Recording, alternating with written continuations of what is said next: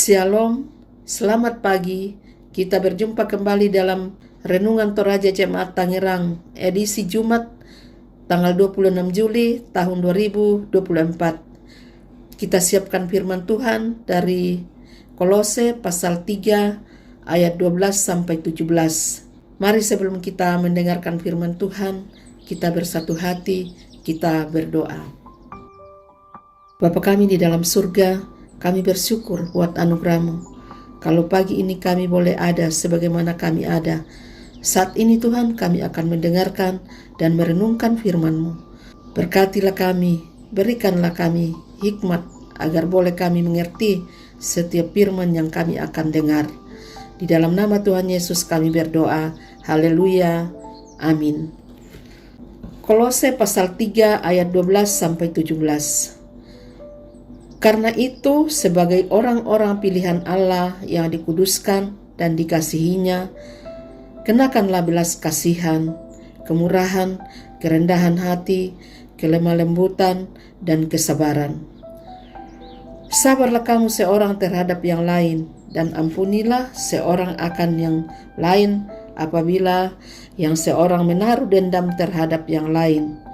Sama seperti Tuhan telah mengampuni kamu, kamu perbuat jugalah demikian. Dan di atas semua itu, kenakanlah kasih sebagai pengikat yang mempersatukan dan menyempurnakan. Hendaklah damai sejahtera Kristus memerintah dalam hatimu, karena untuk itulah kamu telah dipanggil menjadi satu tubuh. Dan bersyukurlah.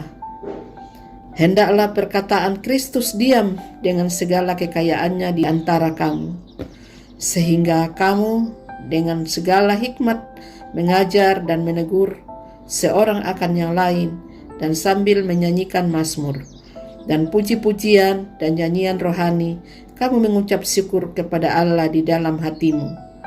Dan segala sesuatu yang kamu lakukan dengan perkataan atau perbuatan, lakukanlah semuanya itu dalam nama Tuhan Yesus, sambil mengucap syukur oleh Dia kepada Allah Bapa kita. Amin.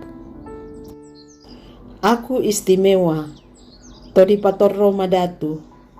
Pertanyaan awal yang perlu direnungkan, mengapa kita istimewa dan apa yang membuat kita istimewa? Adakah andil manusia untuk membuat dirinya istimewa di hadapan Tuhan?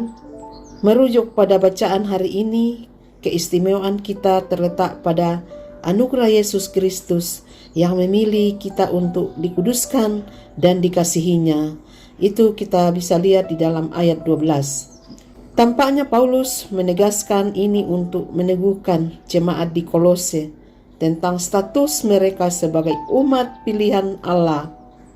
Ini dilakukannya mengingat konteks Kolose saat itu yang diwarnai dengan berbagai macam ajaran yang dapat mengganggu pertumbuhan iman jemaat. Dalam keistimewaan sebagai umat pilihan, semua orang-orang percaya dituntut untuk terus hidup sebagai tubuh Kristus dalam kesabaran, kesediaan mengampuni yang lain, serta penuh belas kasih seorang terhadap yang lain. Dapat kita lihat di dalam ayat 12-14. Lebih lanjut, Paulus menegaskan bahwa semuanya itu hendaknya mewujud dalam keseharian dalam rangka menghadirkan damai sejahtera bagi semua.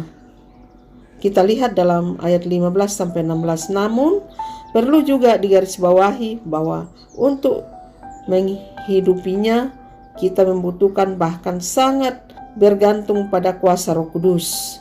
Tidak ada seorang pun yang dapat mengasihi, mengampuni, dan hidup dalam kesabaran jika tidak memberikan hidupnya dituntun sepenuhnya oleh Roh Kudus.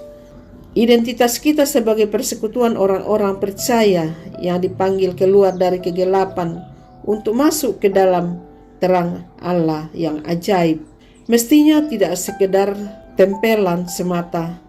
Gereja atau kita harus terus menghidupi keistimewaannya sebagai umat yang telah ditebus dan dikuduskan, seraya terus berada dalam tuntunan Roh Kudus agar dapat menjadi berkat bagi semua orang. Amin. Mari kita berdoa.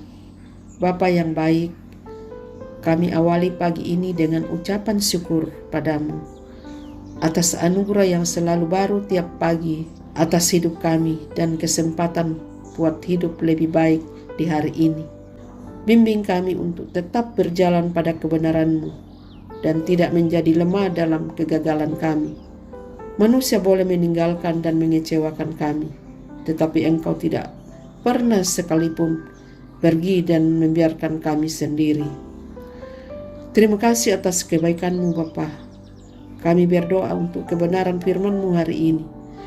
Kami bersyukur Engkau memberikan keistimewaan kepada kami melalui anugerah anak-Mu Yesus Kristus yang memilih kami untuk dikuduskan dan mengasihi kami.